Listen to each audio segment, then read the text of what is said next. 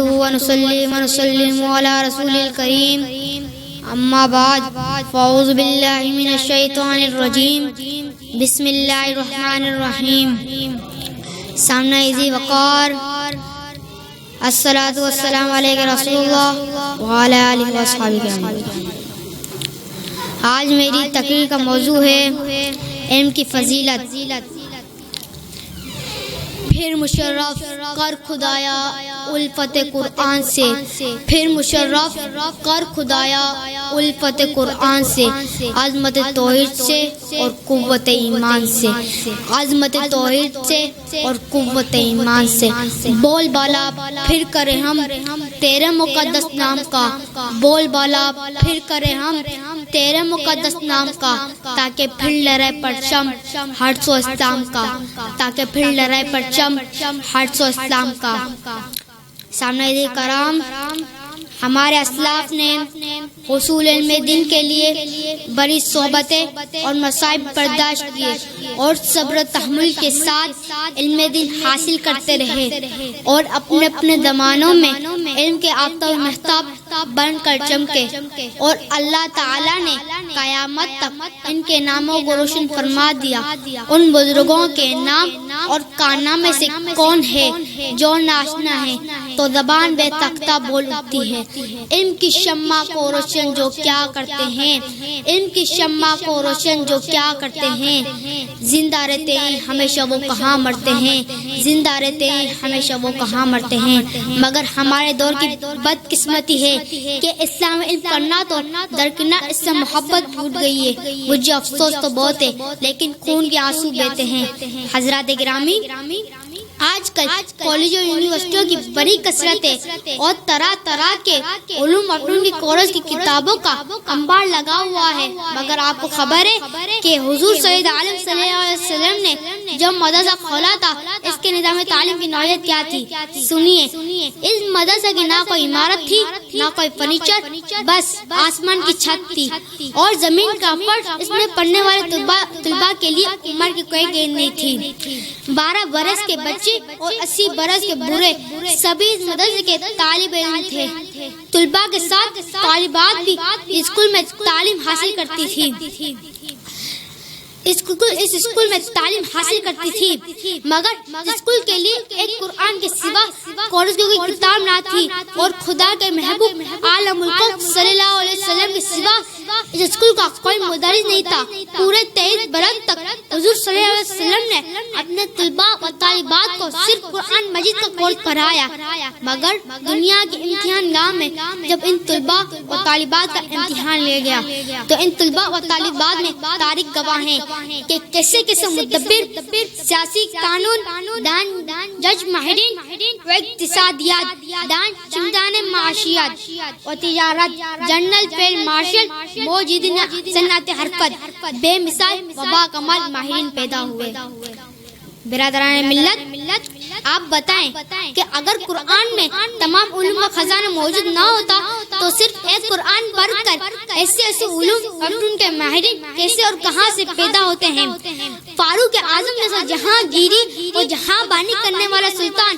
خالد بن ولید، ابو عبیدہ بن جراح، سعد بن ابی وقاص جیسے field marshal, علی مرتضی جج، ابو بکر صدیق جیسا مدبر سیاست و مؤسسے سلطنت، عثمان غنی جیسا ماہر تجارت و اقتصادیات. ذرا بتاؤ تو صحیح کہ آسمان، علم و حکمت کے یہ روشن ستارے کون سے کالج اور یونیورسٹی کے تعلیم یافتہ تھے؟ اس کے سوا کیا کہو گے کہ یہ سب مدرسۃ رسول کے سند یافتہ اور صرف قرآن مجید کورس پڑھنے والے تھے.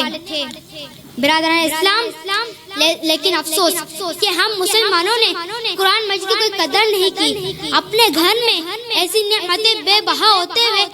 آج ہم یورپ امریکی کتب خانہ کو للچائی نگاہوں سے دیکھ رہے ہیں. ہماری مثال بالکل نادان کسی ہے کہ جس کی جیبوں میں لالو یاقوت وغیرہ جواہرات پڑے ہوئے تھے مگر وہ ان کی قدر قیمت سے ناواقف تھا اور شیشے کے چمکتے ہوئے ٹکڑوں کو للچائی نظروں سے دیکھ رہا تھا. یہی حال ہمارا ہے. قرآن جیسی کتاب ہمارے پاس ہے مگر ہم اپنی قلب علمی سے دوسروں کی ناقص کتابوں پر پروانہ کی طرح ٹوٹ پڑتے ہیں. برادران ملت، جس طرح سڑکوں پر بدامنی بے چینیاں بانٹ رہے ہیں، بھائی بھائی کا دشمن بنا ہوا ہے، بیٹا باپ کا دشمن ہے، انسان انسان کا دشمن ہے، آدمی آدمی کا دشمن ہے، ہر ذہن سکون کی تلاش میں ہے، ہر دل پیار محبت کی تلاش میں ہے، ہر گھر لڑائی جھگڑے کا شکار ہے تو کوئی نافرمان اولاد سے بیزار ہے۔ ایسا پرآشوب دور ہے کہ انگریزی تعلیم و تربیت یافتہ نوجوانوں کو جہالت کے اندھیروں نے ایسا اپنی لپیٹ میں لے لیا، ان کی قلب و نظر میں جہل پر کی تاریخ چھا گئی اور زمین پر فتنہ و فساد عام ہو گیا، مسلمان رشتے کی تمیز ختم ہو چکی اور ہر طرف قتل و خون اور خوف و ہراس کا دورہ پھیلا ہوا ہے، اور ہم پرستی انسان کا مزاج بن چکی ہے، انسانی معاشرے پر جنگل کا قانون نافذ ہے اور اجالوں پر اندھیرے چھائے ہوئے ہیں۔ وہ والدین جنہوں نے اپنے نوجوانوں کو انگریزی تعلیم دلوائی، ان کے گھروں میں آہ پکار چیخو پکار سنائی دیتی ہے، تو میں ایسے نوجوانوں کے بارے میں یہ شعر کہنے سے باز نہیں آؤں گا، یہ ہے قط و غرض میں چالاک سے، یہ ہے قط و غرض میں چالاک سے، درندے ہوں جنگل میں باغ جیسے، درندے ہوں جنگل میں باغ جیسے۔ برادران ملت، یہ سب قرآن کی تعلیم و تربیت دوہری انگریزی تعلیم و تربیت کا نمونہ ہے۔ مسلمانوں عقل کے ناقل لو اور ہوش میں آؤ، اپنے بچوں کو مدرسۃ رسول قرآن مجید پڑھا کر، اپنے بچوں کو انگریزی تعلیم دلوا کر انگریز مت بناؤ، اپنے بچوں کو جان کا دشمن مت بناؤ، بلکہ قرآن کی تعلیم و تربیت دلا کر حضرت ابو بکر صدیق جیسا مدبر سیاست و مؤسسے سلطنت والا بناؤ، فاروق اعظم جیسا جہاں گیری اور جہاں بانی کرنے والا بناؤ، عثمان غنی جیسا ماہر تجارت کرنے والا بناؤ، علی مرتضی جیسا جج بناؤ، اپنے بچوں کو مدرسۃ رسول قرآن مجید پڑھا کر خالد بن ولید جیسا فیلڈ مارشل بناؤ، اور محمد بن قاسم، طارق بن یزید، محمود غزنوی، شہاب الدین، غوری سلطان، صلاح الدین ایوبی، شاہ جہاں، عالمگیر، ٹیپو سلطان جیسا لیڈر بناؤ، اپنے بچوں کو مدرسۃ رسول قرآن مجید پڑھا کر امام اعظم، امام بخاری اور امام احمد رضا خان بریلوی جیسا امام بناؤ، مدرسۃ رسول قرآن مجید پڑھا کر حضور غوث اعظم داتا گنج خواجہ غریب نواز بناؤ۔ برادران اسلام،